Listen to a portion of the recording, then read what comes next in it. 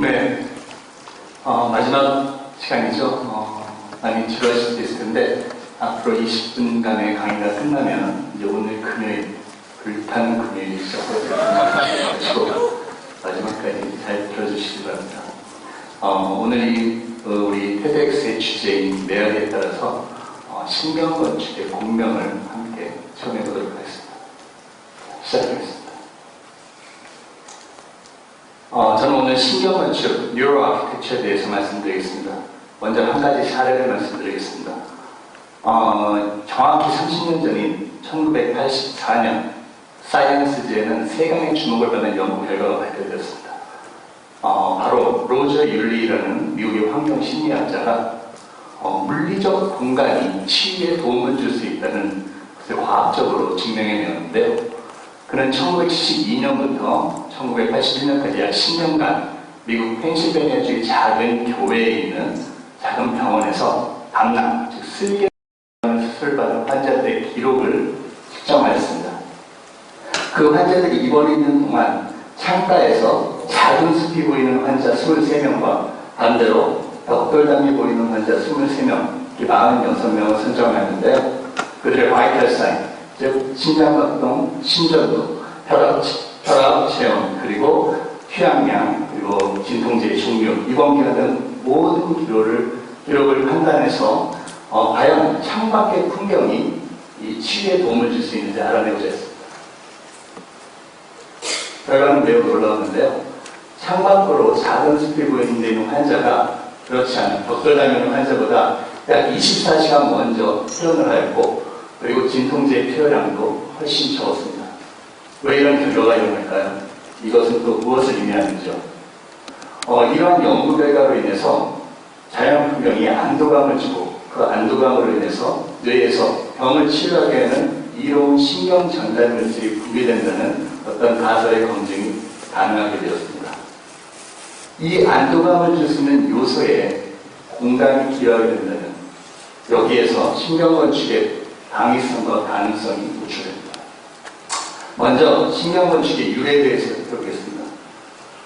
1950년대에 그 미국의 면역학자이자 바이러스 학자인 조나스 포크는 피츠버그의 지하 연구실에서 그 당시 가장 치명적인 질병이었던 소아마비의 백신을 개발하고자 연구했습니다.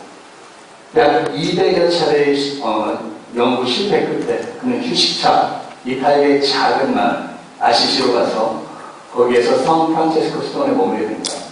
굉장히 아름다운 자연 풍경을 가진 마을과 그리고 로마네스크 양식의 하얀 외벽, 그리고 넓은 광장, 그리고 풍부한 자연층을 가진 스톤에서 그는 자신의 지하 연구실에서는 개발할 수 없었던, 발견할 수 없었던 소아마비에 대한 백신에 대한 영감이 떠오르게 됩니다. 바로 연구실로 돌아가 백신을 개발하게 되었고, 그 백신으로 인해 결국 수백만 명의 사람들이 목숨을 구할 수 있었습니다. 그래서 그는 생각했습니다. 건물의 디자인과 환경이 인간의 뇌에 영향을 줄 수도 있겠구나. 그 후서 그는 연구센터를 만들기로 결심했습니다. 당시에 위대한, 지금도 위대한 건축가, 당시에 위대한 건축가인 루이스 칸박의 디자인 작업을 했는데요. 연구센터의 디자인과 환경이 그 연구원의 뇌와 그 연구 성과에 긍정적 영향을 미칠 것이라고 확신한 소크는 높은 천장과 풍부한 그리고 자연채광 그리고 아름다운 풍경이 가진 연구센터를 만들기 위해 노력했습니다. 마침내 20세기 가장 위대한 건축물 중에 하나로 꼽히는 서클 인스티튜트가 정말 풍부한 자연지방을 가지고 태평양을 바라보는 시야 그리고 넓은 중앙 공원을 진 채 1965년 미국 샌디에고에서 탄생했습니다. 이런 소크의 신념을 증명해 봤듯이 지금까지 5명의 노벨상 수상자가 이곳에서 배출되었습니다. 자, 다시 뉴로 아키텍처로 돌아가 볼까요? 뉴로 아키텍처는 신경과학인 뉴로 사이언스와 건축인 아키텍처와의 융합 분야입니다. 보통 융합하면은 collaboration, fusion, convergence라는 단어를 생각하게 되는데요. 저는 이시라는 단어를 선택했습니다. 제가 선택한 이유는 신경과학과 건축의 역사적 만남을 강조하기 위해서죠.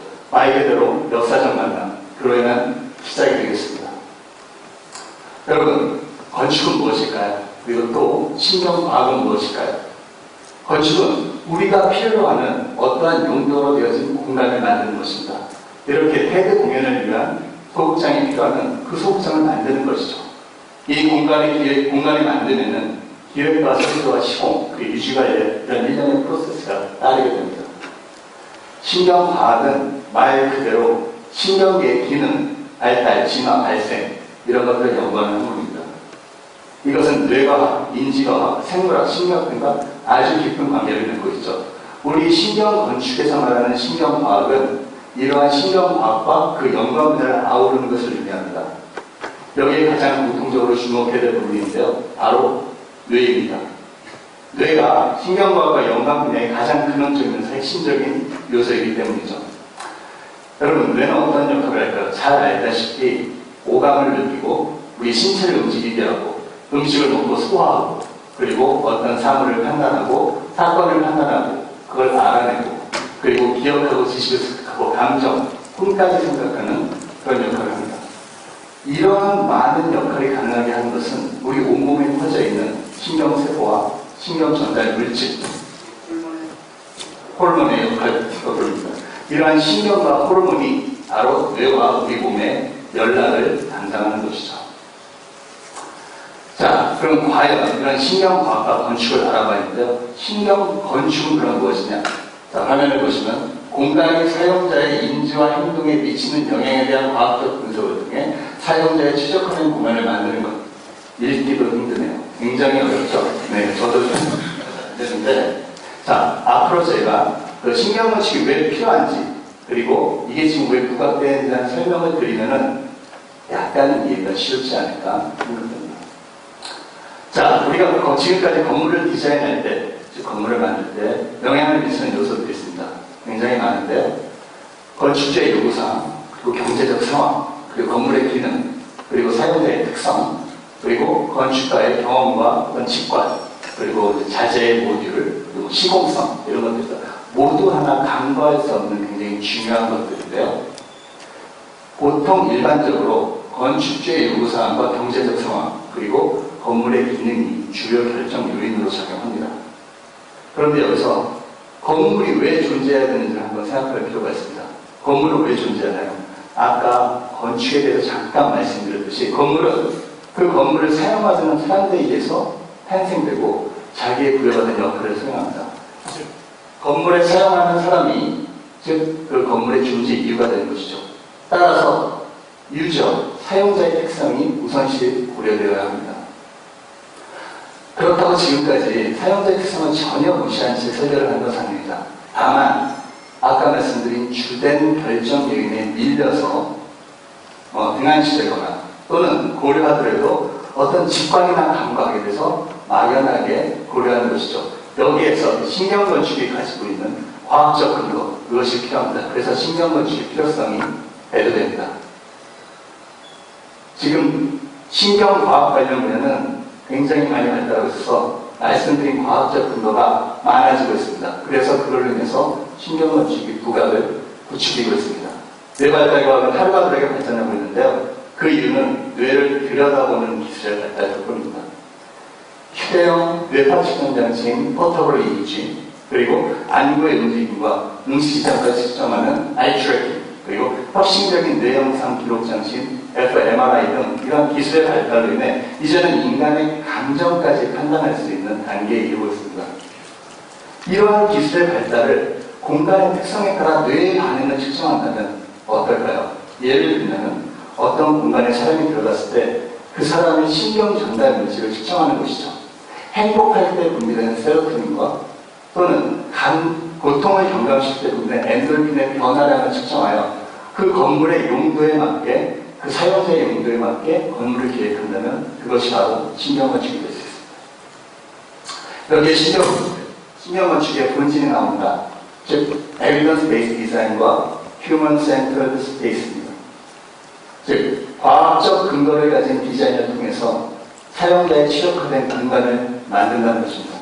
이러려면 일반적인 건축과는 다른 무언가가 필요하겠죠. 바로 이 과학적 근거를 위한 리서치입니다. 신경과학 안에서 공간에 대한 연구와 이론을 분석해서 건물의 용도별로 데이터베이스를 구축하고 그리고 짓고자 하는 건물의 사용자에 대한 인지와 행동에 대한 실험과 분석을 통해 뒷받침을 할 수 있죠. 그로 인해서 건물의 용도별로 디자인 프린시플, 일종의 설계 원칙 같은 것을 구축을 합니다. 그 구축된 기반을 가지고 짓고자 하는 건물의 어떤 정량적, 정성적 상황과 환경에 맞추어 건물을 디자인하는 토탈 프로세스가 필요합니다. 대부분의 건축물에는 사람이 살고 생활하기 때문에 신경 건축이 적용될 수 있습니다. 하지만 저희가 주목하는 용도는 보다 더 큰 효과를 볼 수 있는 그런 건물을 지금부터 소개해드리겠습니다. 사람의 이생에 따라 한번 살펴볼까요? 먼저 아이들을 위한 공간입니다. 한창 정신적, 신체적으로 커가는 아이들에게 다양한 자극은 두뇌 발달을 촉진시킵니다. 아이들은 자라면서 뇌에 있는 수많은 신경세포간의 연결이 중요한데요. 그 연결이 결정되는 것은 바로 자극과 경험입니다. 따라서 다양한 자극을 줄 수 있는 공간을 계획하여 그 공간에서 다양한 경험을 느끼게 할 수 있는 거죠. 오감을 자극하는 공간, 상호 교류하는 공간, 타인을 바라보거나 또는 혼자 있을 수 있는 공간, 성별에 따라서 역할을 구분하는 공간 등으로 아이들에게 다양한 자극과 다양한 뇌발달을 촉진시킬 수 있습니다. 아이들이 자라면 어른이 됩니다. 어른이 되면 일을 해야 되겠죠. 바로 일하는 공간에서입니다. 여러분, 일을 하면서 그 일이 즐겁다면 이보다 좋은 일은 없겠죠. 과학적 근거에 따라 높은 천장을 설치하여 아이디어가 생성될 수도 있고 낮은 천장으로 인해 집중도를 높여서 업무 효율을 높일 수 있습니다. 그리고 다른 분야의 우발적 접촉을 유발하는 것을 통해서 연구 성과를 높일 수 있겠죠. 일도 즐겁고 업무 성과도 높다면 일석이조가 될 것입니다. 자, 이제 일도 하고 돈도 벌었으니 열심히 있어야 되겠죠. 바로 소비자를 유혹하는 판매 공간입니다. 충동 구매가 소비자에게는 고약하지만 판매자에게는 아주 핵심적인 전략 중에 하나입니다. 인간이 구매에 대한 욕망을 분석해서 그 욕망을 증폭시키는 장치를 공간계획에 넣는다면 소비자가 지갑을 열 수밖에 없겠죠. 자, 과학적 데이터에 따라서 마감의 재질이나 색채, 그리고 동선의 방향, 상품의 진열 방법 등을 계획하면 보다 근거 있는 계획이 가능할 것 같습니다. 그리고 인간은 모두 나이가 들어서 노인이 됩니다. 정신적, 신체적으로 약해지는 시기이죠. 따라서 인지, 기억, 판단에 대한 능력이 현저히 떨어져서 그것을 회복시켜주는 공간이 필요합니다. 바로 뇌와 직접 관련된 공간인데요. 우리의 뇌에는 많은 신경세포들이 있고 이제 기술의 발달로 인해서 뇌 회복을 도와주는 요인들이 점점 개발되고 있어서 공간계획의 디자인에 그러한 요소를 증폭시키는 기술을 넣는 겁니다. 또한 현대인의 일반인에게도 적용되는 심신의 피로를 풀어주는 힐링 스페이스도 같이 요구될 수 있습니다. 지금까지 보여드린 이런 네 가지 용도의 건물 외에도 일반적인 건축에도 이런 과학적 근거가 들어가서 거기서 삶을 살고 생활하는 사용자에게 행복을 줄 수 있다면 이것보다 좋은 일은 없을 것입니다. 자, 이제는 국내외로 이렇게 신경건축을 추구하고자 하는 활동을 한번 알아보겠습니다. 먼저 국외의 경우인데요. 미국에 있는 신경건축 학회입니다. 2003년에 설립된 Academy of Science for Architecture라는 학회로 앞서 말씀드린 소크 인스티튜트가 있는 샌디에고에 위치해 있습니다.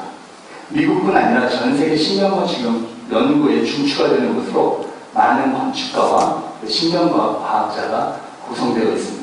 정기적인 컨퍼런스와 세미나를 통해서 신경건축 연구에 대한 정보교류에 힘쓰고 있죠. 우리나라에도 있습니다. 2011년 뇌과학자인 카이스트 정재승 교수의 추진으로 다수의 건축가와 신경과학자, 심리학자, 인지과학자 등으로 구성된 신경건축 연구회가 발족되었습니다. 매달 정기 모임을 가지면서 상대 분야를 이해하고 있고 다양한 융합을 추진하고 있습니다. 최근 2년 전에는 더 시드라는 첫 번째 심포지엄을 만들어서 안심 있는 청중들과 연구 성과를 공유하기도 했습니다. 이제 두 번째 심포지엄을 준비하고 있고요. 저를 비롯한 일부 연구원들이 신경건축 프로젝트를 직접 수행하고자 최근에는 설계 상토를 개설하여 프로젝트 수행에 힘쓰고 있습니다. 자, 이제 마무리할 시간입니다.